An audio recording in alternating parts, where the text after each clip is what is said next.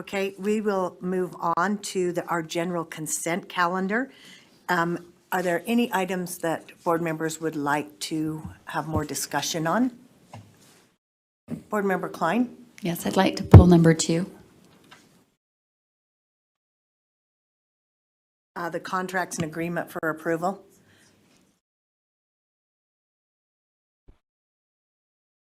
Is there a specific one that you're going to be asking about so that we can get staff here to answer? Cambian. Okay, Cambian. So if we need to get staff, please. Okay. Is there anything else? Board Member Hanson? One more, number 4, please. Okay, and number 4, which The is the LEA LEA-specific licensing. licensing. Yeah, thank you. Thank you. I don't see any more lights, so I'd be seeking a motion that the board approves the consent calendar. So moved, Board Member Cannett. Second. Second, Board Member Hanson. All in favor? Aye. Those opposed? Thank you. I didn't give you a chance to talk to your motion. Okay, let's go to number 2. Board Member Klein, would you like to ask your questions or whatever it is you're saying? Sure. No, I just had a few questions. In the document, it referenced the request for proposal. Is that something that we can, when there's a proposal like this, that can be linked to it so we can review the actual request for proposal? Okay, Zach, did you hear that question? Okay. If you'll introduce yourselves, both of you. Thank you.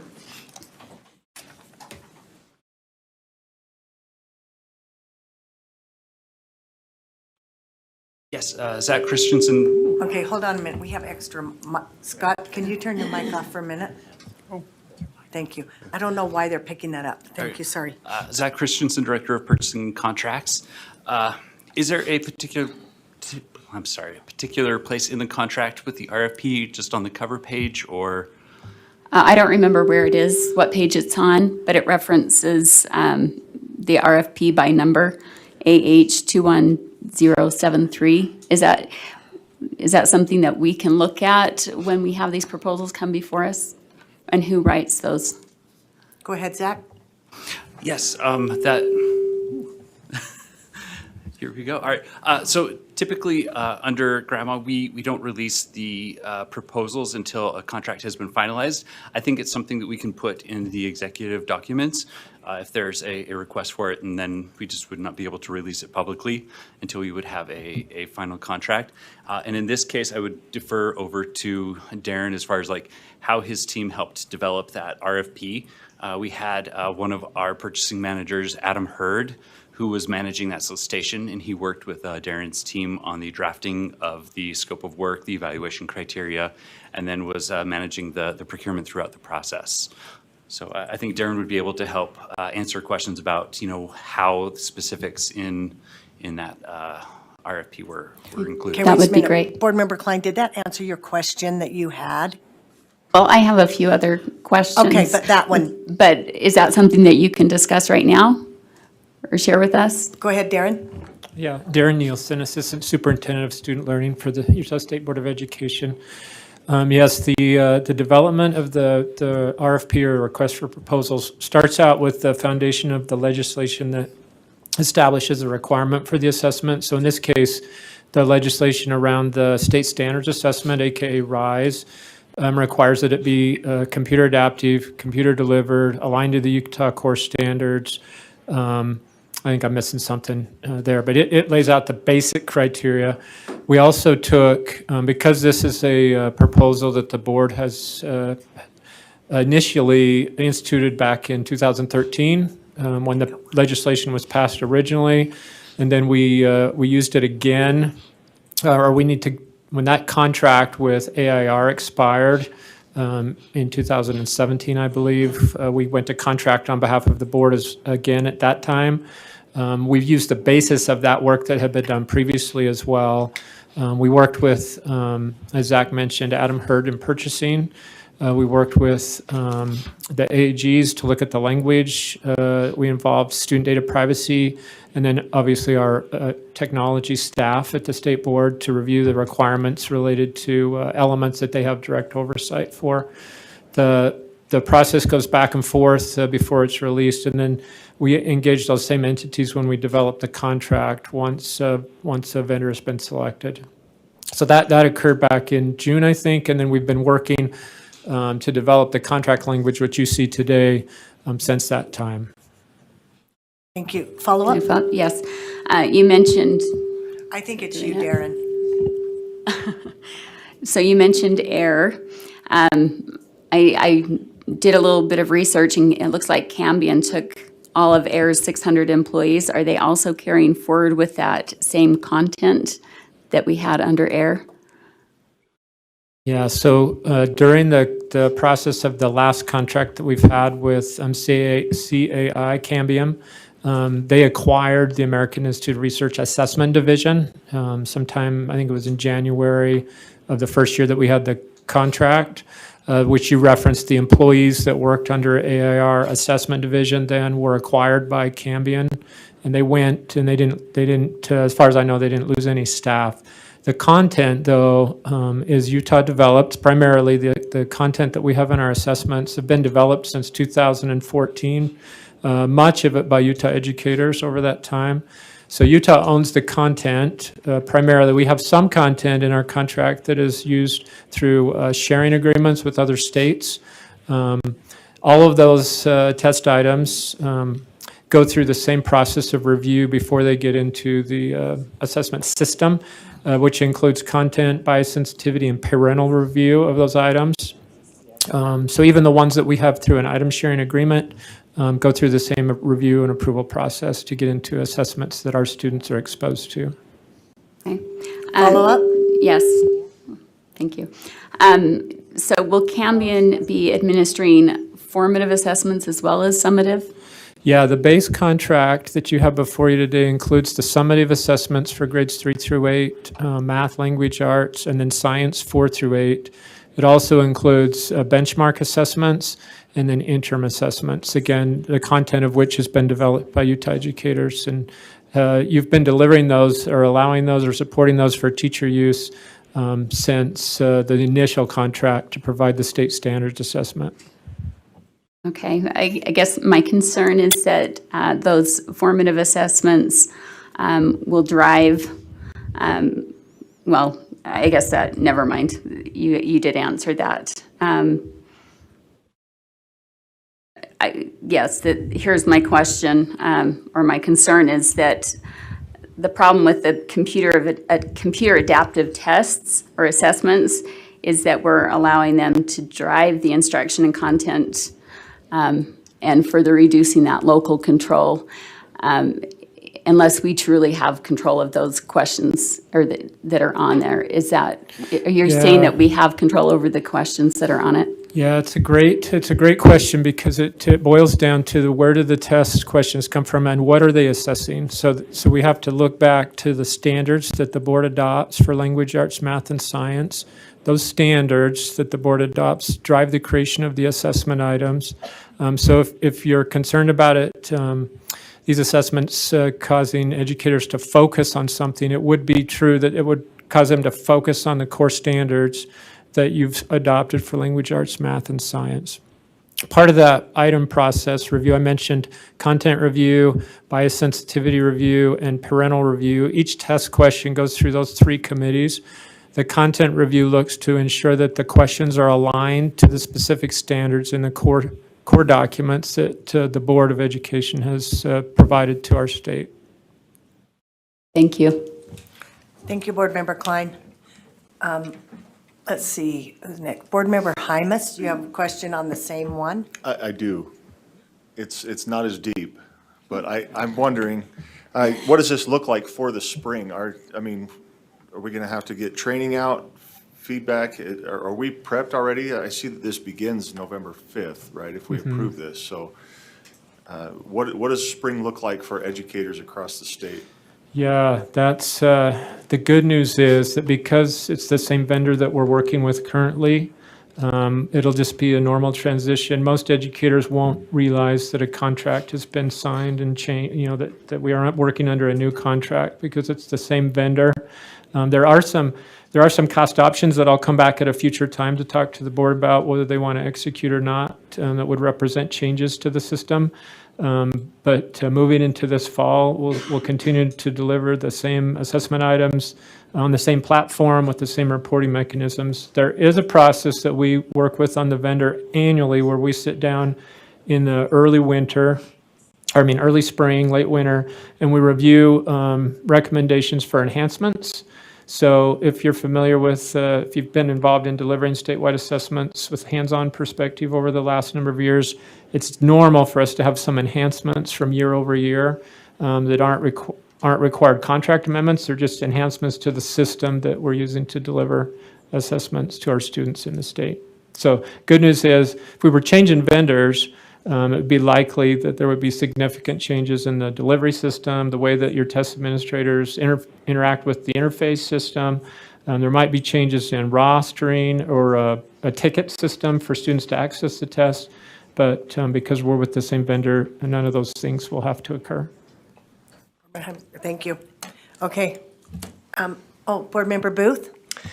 I was just wondering if you could just review for those of us that are new on the board, how does this contract, this is a 10-year contract, how does this amount of commitment in terms of the cost compare to what we have paid from 2013 to the present for the services that have been rendered since we started that with this same company, I guess? Zach? Can you answer that at this time until it's approved? Well, what I would be happy to do is I'd be happy to put together from the past contracts, the different cost components for the assessments that we've had, and be able to share that with you and provide kind of that cost report as far as kind of what each contract had. I'd be happy to get that and submit that back to the board. Well, what I'm interested in is looking at a bigger picture. So if it costs this much from 2013 to 2021, and then it's going to cost this much from 21 to 31, what additional costs are there besides this contract price that we're seeing in the contract, say within USBE, when you look at all of the efforts of staff times hundreds and all of the meetings and the interaction with getting feedback from the public and from parents and from LEAs and all those people. What is the big price tag that we're committing? We're committing ourselves to this, but in addition to that, what portion of the budget that somehow is divided up within this building and out in the local LEAs, how much are we having to also add to that in order to accomplish the overall goal? I just want to understand the big picture. I'm not Board Member Booth? questioning it. Sorry, may I interject? Could course. they have some time to work on that to give that back? I'm not sure that they can pull that yet. Oh, absolutely. Okay, so will you take that? Thank you. I appreciate that. Good question. Thank you. Board Member Norton? Yep, I just have a clarifying question. So I was under the assumption that Cambian was a new company, but it's not a new, what's the corporate structure? They acquired the employees from Air, but is this a different corporate structure than Air? And I just wanted to know more about this company. I mean, it's been kind of a hot light on companies with testing in Utah, and and so I was just wondering what else you can tell us. I was really happy to hear that we are still going to use those Utah-based questions, and that they're still going to use the reviews. But I just wanted to know more about the corporation that is behind this. Darren? Yeah, and I don't know that I can speak to the historical perspective of that corporation. I know that they were significant enough in the education community, at least nationally, that they had the resources to purchase a very valuable asset from AIR's core corporation. And I was also happy to see that they didn't lose the talent that existed in AIR's core assessment division, that we were able to maintain the staff over the last 2.5 years that had been servicing the Utah contract prior to the Questar contract that we had, because they've been very successful in their work here in the state. Can I ask a follow-up? Okay, that's okay. So do you know how long they have been in the education testing? You know, are they just bringing this on when they purchase the air assets, or is this something they've been doing and, you know, do you know if there's other states that have used them in the past? Yeah, so for statewide assessments, the type that services that you acquire through the AIR assessment division, Cambian didn't have that in place at any time before, which is, I would guess, one of the primary reasons they wanted to purchase. There are very few companies, as we learned with our experience with Questar, there's very few companies that have the technical capability to deliver a custom computer adaptive statewide assessment system that's aligned to a state standards. We had just two, I know, Zach, if I start to wander in places I shouldn't go, we had just two vendors that made it through the through this proposal process. And I can say, I think it's public record, the cost for each of those. The other vendor was substantially more money. And the scoring committee had a lot more confidence, obviously, with this proposal coming Good. forward as the selection. Good. Thank you so much. Thank you. Okay, we have some more questions. Board Member Lear? And just to make sure I'm understanding the progression of this, isn't this the same company that stepped into the breach, literally, figuratively, with Questar? Is that right? So we have despite former reputational issues, we've had a really exceptionally good experience with that opportunity or that situation recently, Yeah, right? yes, that's correct, Board Member Lear. Okay. Thank you. Board Member Earl? Thank you. I just wanted a clarification. They won't be doing, I'm thinking platformed. Oh no, I'm not remembering the technical term, where it's adaptive. It won't be individually adaptive. Is that accurate? It'll be layered? What's the term? Yeah, so you have multi-stage adaptivity Multi-stage. and you have item level adaptivity, and their proposal was for item adaptive, which is the type of adaptivity we had prior to the Questar, and then also during the last 2 years during this company coming in and helping fill in the gap because of the termination of the Questar contract. Their proposal is for item adaptive level assessments, which again is something Utah's been familiar with, our students have been familiar with, other than the year that we had multi-stage adaptive with the Questar solution. Okay, and that would lead to another question, if that's okay. Go ahead, If I Paula. recall correctly, educators and even students were having concern over the individual adaptivity because they felt like it was either getting harder or easier. It wasn't just a set grouping, and I understand by law we have to do some component of adaptiveness. But if I remember correctly, when that was taking place, there were concerns over that because kids felt, was that poorly done? Was that, you know what I mean? There began to be this, is it harder or easier, knowing do you remember that? I'm just wondering if there's am I correctly articulating that, I guess, is what I'm asking. A chair can respond ahead. to that. I don't know if there was large-scale concerns about that. Adaptive testing, though, you're right, Board Member Earl, adaptive testing, they're designed structurally to be able to have more precision than a off-the-shelf test, like an ACT, that's just a fixed form assessment. Every student gets the same questions. One of the primary differences on the item adaptive and multi-stage is on a multi-stage, which is divided into two halves, so to speak, generally. The first test has all the level of difficulties to the first section of that adaptive test, or panel, has all the difficulty levels. All students see it, and then based on their responses for that, it directs them to another half of the test, right? Whereas an item adaptive makes decisions on the fly with each response. From a fields perspective, where we saw the most, and I'm gonna reverse it and say that the positivity around multi-stage, where we saw the most positivity around the change to that was with our students who needed Braille or large print tests. Because on an item adaptive test, those of you who've worked in schools, item adaptive test, what that looks like for test administration is if I'm proctoring Brian, he answers, I print off the test question, the first one with my embosser, student responds, I enter the score for that, or the response, then I can print off the second one, and then the third. So the administration of an item adaptive test can be pretty laborious for students who need Braille, large print tests when it comes to adaptivity. But I don't have any personal experience with our larger population being concerned, other than the fact that, yes, it is much different than a fixed form test for all students. And I have just one more question. Is that okay? Go ahead. Thank- But I do have a question. Is this about the contract or is this about testing? So, because our discussion is supposed to be on the contract.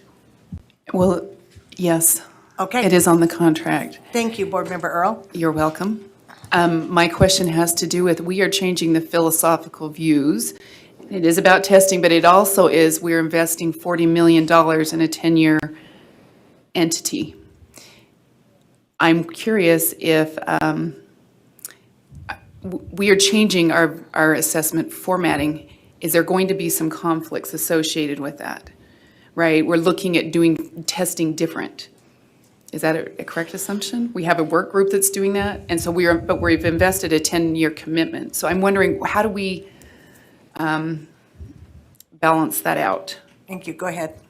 Yeah, so when you say we're going to do it differently, that's true from the 2018-19 year of administration. Other than that year, the item adaptive, if we're referencing the item adaptive part of the differences.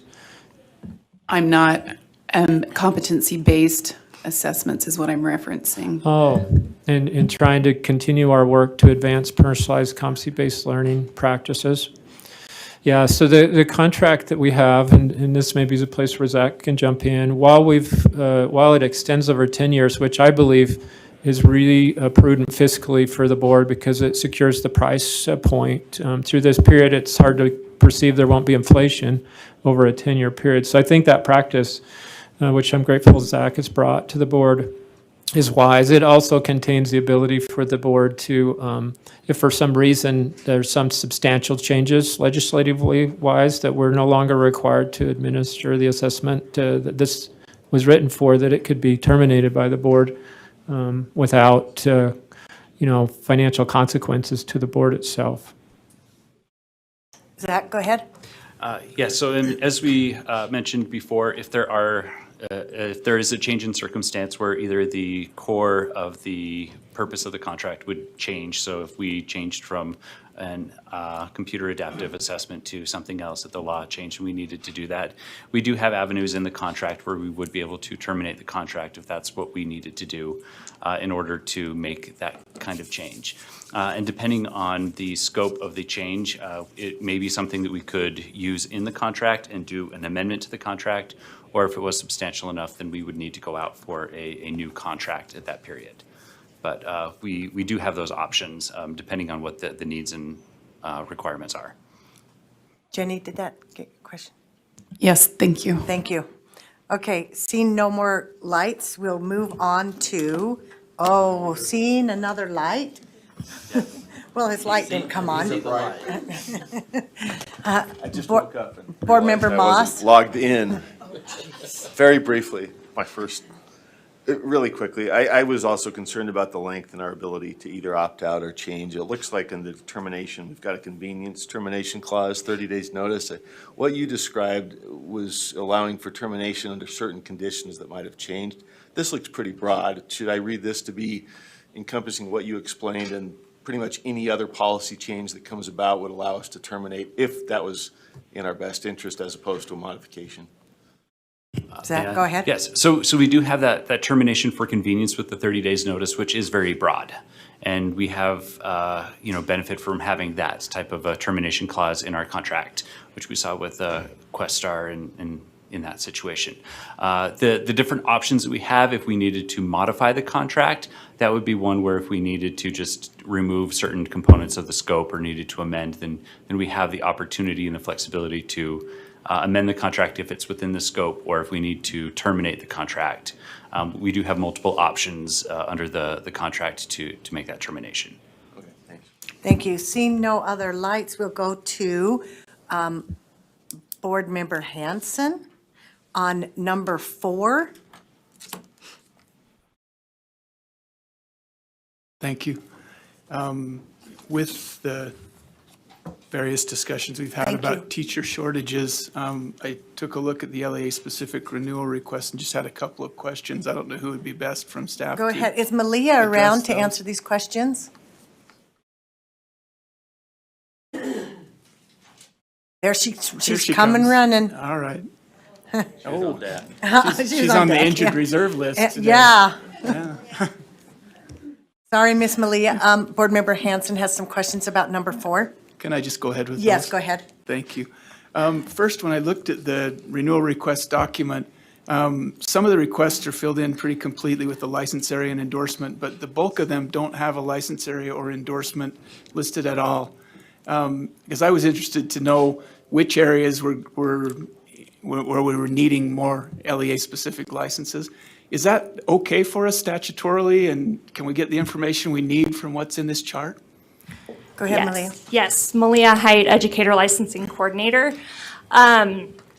So those LEA-specific licenses are renewals of what they are currently or were currently awarded that expired in the end of June. So those are all publicly available on the Cactus portal as well as in our database. I don't know why they were not listed in the spreadsheet, but they are available and we could certainly add them. But the license areas that we're seeing most frequently are special education. Okay, yeah, I would appreciate in the future if we could Yeah, fill those in. That'd be absolutely. helpful to be able to see. And then another couple of questions. So when I couldn't see some of it here, I tried to look on the school's websites for a couple of the districts, and I wasn't able to see the posting, that posted on some of them. How confident are we that the schools are complying with those posting requirements? So I've looked at the districts are all very compliant, the charter schools. Sometimes it's harder to find, even though the board rule states that it must be prominently posted. It needs to be posted on school websites and not district websites. So sometimes you have to look not at the district, but at the school level to find those. Yeah, and if I can continue to follow up, I did look at the school level. I understand it's a school level Yeah. requirement, and still wasn't able to see it with quite a few of them. Do we have an idea about the compliance level? And I know that Board Member Lear has had the same concern. We are in board rule required to look at 10% for audit purposes for compliance, and so that's what we have looked at. So with our charters, that's looking at 14 or 15 schools or LEAs. And if they're not compliant, then we reach out with our HR directors and charter directors in order to state that that's true. But the ones that I have looked at personally, I've been able to see and find. Okay, but we don't have then a good idea. No of good what idea the at overall this would be. moment. Okay.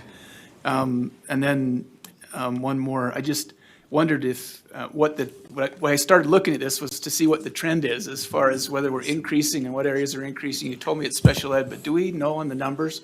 We got lots more LEA-specific licenses this year than we did last year or the year before? So this year, we have had significantly fewer LEA-specific license requests. Part of that is due to the length that LEA-specific licenses are valid. They're valid for 1 to 3 years, and so we're not seeing every year the same number of requests. Last year, we had about 3,000 LEA-specific license requests. This year, we had under 2,000, as the funding deadline is next week.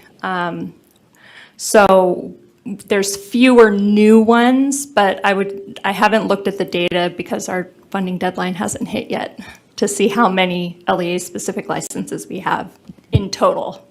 Okay, I see, thank you. Thank you, Board Member Hanson. Board Member Lear? I almost turned off my light because Scott was asking the questions that I had and I've asked before. But I also want to probe a little deeper just so that it's publicly stated. In addition to just posting the information on a school's website, there are requirements for learning modules to be provided by an LEA. LEA has to adopt a policy. I just took a couple of them, of the requirements out of R277301. Do you do that same auditing of 10% on those kind of deeper requirements? Yeah, so anytime an LEA requests an LEA-specific license, they're required to send us the URL of their policy. Oh. So that's part of their requirements before they even get approved. All right. But as far as the other things that are required, like the LEA is required to provide training on some of the basic pedagogical and law and ethics. That is Special ed. in special education. That is a letter that is signed, it's a letter of assurances that is signed by the local governing board's chair. Okay. And you don't probe beyond that letter of assurance? Is that Correct. right? Thank you. Thanks for answering that. and So that's knowing the so much about it. monitoring that you do on that. Okay, thank you. All right. I no, seeing no more lights. I'm going to go in reverse here. I would be seeking a motion for an approval of number 4 on the consent calendar. So moved, Chair Huntsman. Second. Second, Board Member Hanson. Do you have a discussion to that, Chair? To your motion? To approve it? Thank you. You have a comment? But I'd just like to ask that that information be updated for the next times that we see that, so that we can get a little bit better picture. Yeah. Thanks. Okay, so the motion before the board is that from the consent calendar that we approve number 4, and I've lost it, what it is, LEA-specific licenses, renewals, thank you. I didn't have it up here, but I knew what it was. I see no more discussion. All in favor, say aye. Aye. Opposed? Seeing none, thank you, Malia. Okay, let's go back to number 2 on this. It's contracts, and we actually have 2 contracts here. So I would be seeking a motion to approve the University of Utah Teacher-Pupil Pipeline Study and the Cambian Assessment, which is number 2. So moved by Board Member Cannon. Second by Board Member Lear. Wait just a minute, I have to say. Okay. Do you have any discussion to your motion, Board Member Cannon? Board Member Earl? I would like to divide the motion, please, between the 2 contracts. It's actually not, there's 2 here. No, I divided 4 and 2, but not, there's 2 in here. Okay, so this is, the motion is to divide, but I haven't, a second? Second. I have a second to divide the University of Utah Teacher-Pupil Pipeline Study contract from the Cambian Assessment contract. Do you want to speak to your motion, Board Member Earl? No, I just want to vote on them separate. Okay. All right, so that motion is to divide these 2 contracts. All in favor of dividing, say aye. Aye. Those opposed? Thank you, that passes. So we will go with the first one, we'll go to the University of Utah 617 Teacher Pupil Pipeline Study. I'm be seeking a motion to approve that. So move. So moved, Board Member Booth, second by Board Member Cannon. Any discussion to that, Board Member Booth? No. No, thank you. Any discussion? Seeing none, all in favor, say aye. Aye. Those opposed? That's a unanimous vote. Moving on to the Cambian Assessment, I would be seeking a motion for approval of the Cambian Assessment contract. So moved by Board Member Cannon, a second by Board Member Straight. So the motion before the board is to approve the Cambian Assessment, Inc. I forgot, Ms. Janet, did you want to speak to that? Okay.